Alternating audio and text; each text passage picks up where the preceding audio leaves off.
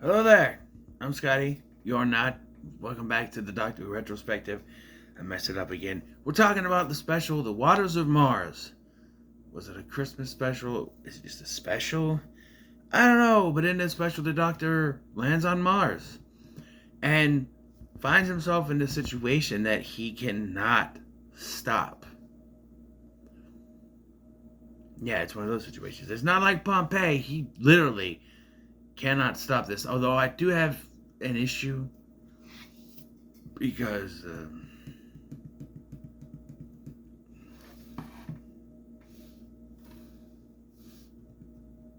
yeah, but this was actually not that bad. It was pretty good. I liked it. Um, yes, and he designed David Tennant's performance in this, of course. But like I said, it starts with the Doctor. He arrives on Mars. He's like, ooh, red planet. He's got the hang on, like so many of these other worlds that he lands on. He just gets on and walks out. But Mars, he knows there's no atmosphere. But like this, Mars is one of the only ones where he doesn't, you know, have the suit. When he has the suit, he doesn't need to just walk out because there's no atmosphere. But yeah, but we find that there is these people who are on Mars, living on Mars. They're part of a group sent to Mars to help find a way to colonize it. In 2059. So you know what? We got what is it? 2024. 35 years, right? 35 years. We got 35 years until that happens. But yeah. But I love the scene when the Doctor gets in and he comes to a realization of who these people are, and that something bad is going to happen to them, but he can't do anything about it. It's a fixed point. Well, they said the same thing about Pompeii, and then they reversed that. It was like, oh, actually, it's not a fixed point. He does that. He causes it. Yeah, but you could see here that what was going to happen already started happening before he even landed. You get these water creatures. I forget what they're called. The flood.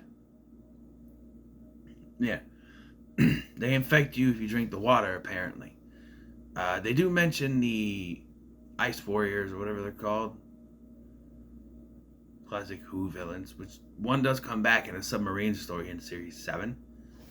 That one's okay, but they originate from Mars, so they're mentioned. But yeah, just the flood. Is that who Mrs. Flood is? Is she one of the flood? Is she gonna be infected? No, no, no, no, no. But the flood, yeah, the water creatures. Yeah, the makeup effects looks pretty good. It looks really good. I do like the first one. The first guy, he like completely transforms. But then you have the other girl, who's kind of slow. Like you have what's his name, Yuri, who's talking to her. He's like the medical guy. He's talking to her. She's fine, and then all of a sudden her cadence changes, and then you're focused on Yuri because that's where the camera's at, and then you hear the talking, and her cadence changes, and you realize something's not right, and he turns around. He realizes, he turns around. He's looking at a map. He's talking about his brothers. Where he from? Earth. Earth. Yes, here. I'll show you. Lots of water on Earth. Yeah. Yeah. And he starts to realize, oh, something's wrong, and you see the face. Yeah. The doctor is like, I should go. I should go. He needs to leave because this is a fixed point. They have to die. They don't explain it till later, but they have to die. But Adelaide Brooks, the leader of this, she's a companion on this too. He's like, no, you're coming with me. And he's like long hallways running. He's like, bicycles, please. And at one point she's like, I'm with you. Bicycles, yeah. Need something. Or those shoes that can turn into roller skates. Those type of things. I think a lot of people like those. I could see Tennant or Smith using those. Not Capaldi though. Who would use those kind of shoes? No, not me. Yeah, just yeah. Yeah, the doctor, he needs to leave because it's a fixed point. He cannot interfere. He's already really pushing it, right? By being there, he can't. And you see that the people are getting killed off one by one. It's down to 3. He's gonna be gone. He's like, no, I'm out. Right? But I want to point out some things though. They're growing their own vegetables on there. But like that's where it starts though, because the guy eats a carrot because they use the water to grow the carrots. So he eats the carrot, and that's where he turns. So veggies are bad, kids. No, I'm just kidding. Veggies are good for you. Eat your veggies, please. But yeah, even the Fonz ate his veggies. But yeah. And like he keeps telling them, you can't leave, you gotta stay here. You gotta stay here. This is what's supposed to happen. And she's like, no, we're gonna get the ship, we're gonna get it going. And then the guy who's gonna fly the shuttle, he realizes he's infected. He's, I'm sorry, I can't do this, I can't let it get there. And he blows the ship up. So, it's all playing out like it's supposed to. And there was one point where like she has the doctor in an airlock thing, and he's like, I'm sorry, but you have to die. I can't save you. Yeah? But then you're going to die too. No, I won't. Who's going to save you? Captain Adelaide Brooke. She won't let him die. And he does have a speech later about, I was told before I die, I hear a knock 4 times, and I don't hear any knocking. Then you'd hear that thing go, 3 is all you're going to get. I love that. That's later. Because he's ready to take off, and then he just has a bunch of things going through his mind of everything and everyone that he's lost and all that happened, and he lost the Time Lords and the Time War, and that changes his mind, and he comes back, so here's the situation. They are supposed to die because it inspires a future generation. Her granddaughter will grow up to be like a big famous astronaut inspired by her grandmother and all that. And they kind of show this at the beginning. They show he looks at each of them and they show the names and that they all died in 2059. And they're up, and so he kind of mentions it. I have to go. And then he's like, so he says her death inspires, their deaths inspire her granddaughter. So she has to die. Well, now he comes back and he's like, you know what? I've done this before. Yeah, but you've done it with people like Pompeii. People are supposed to die, but you could save a few people. That's a little thing here and there. This is like a fixed point.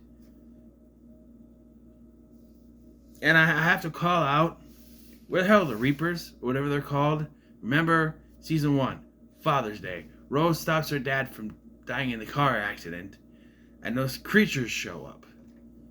They're not here. You could argue, maybe what happens at the end happens quickly enough that they don't show up, but I feel that just him taking them from Mars is enough. Maybe they're on Mars, and they're like, shit, we're on the wrong planet. Ugh. I don't know. As soon as he interfered, though, something should have happened, because he's trying to save them. He gets them on the TARDIS and he takes them out.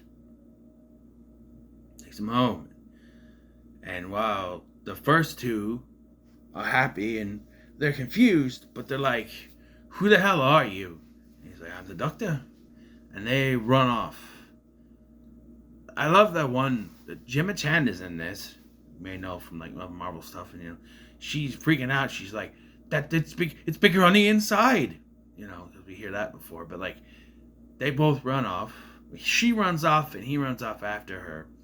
And Adelaide's like, take care of her. And then we have a big argument between the two, where she's questioning his morals. Like, they're supposed to die on that planet, and you may have completely changed history. He goes, no, just mess it up just a little bit. It's nothing big, you know. You can still inspire. You can inspire them right here from Earth. And it's like, yeah, but no, not really. I just don't think. No.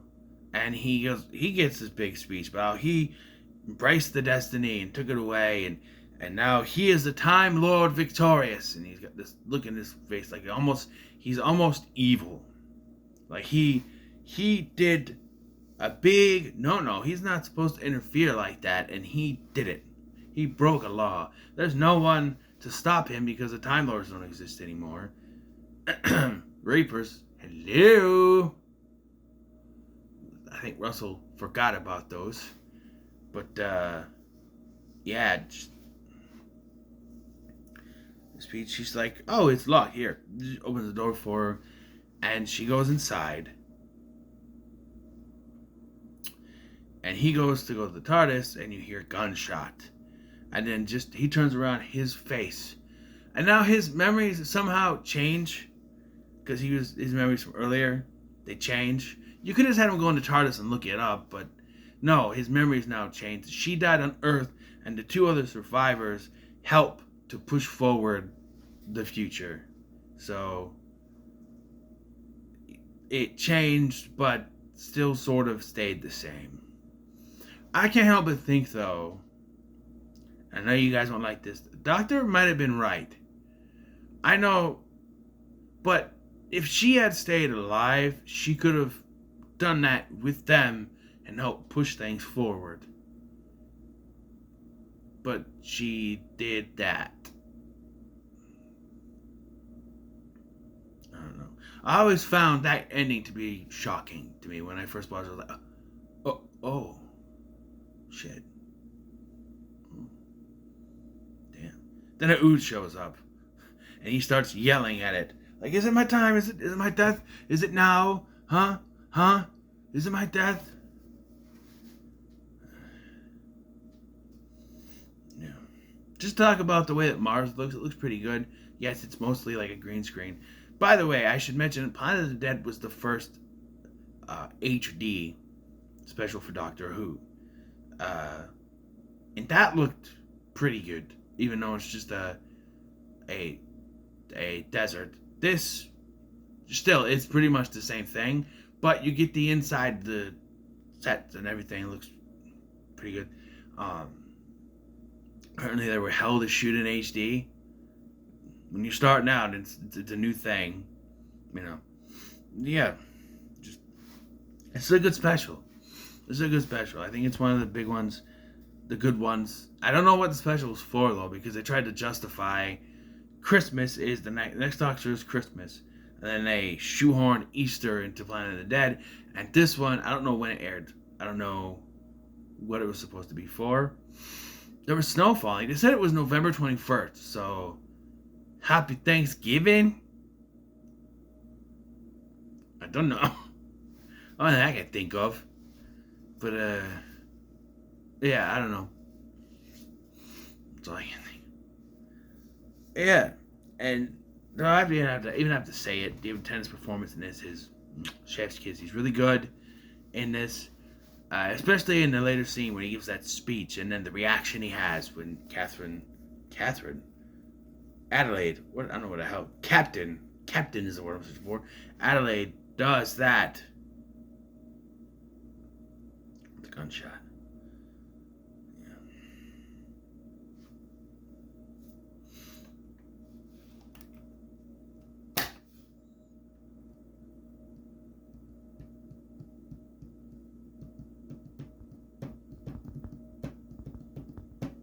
Although I do have an issue. Like, so how does her doing that inspire her granddaughter? Because, like, when she dies up there, she dies in space, she dies on Mars, trying to do that and it inspires her. I don't know. Like, oh, they came home and found my grandmother dead. I am inspired. I just don't know how that fixes it. Like, oh, she's supposed to die. Yes, she's done that. She's dead now, but the way she died, I feel like it's the way she dies that is the inspiration. She dies in space, trying to help create a new colony. Here, she just, boop, pop. That's not very inspiring, to be honest, but apparently everything's set in motion, everything's right, I guess. I don't know. But, yeah. So, what are your thoughts on this special? Let me know in the comments below. Make sure to like, share, and subscribe. Thank you for watching. I'm Sky, and I'll see you in the next one. The last one. The end of time.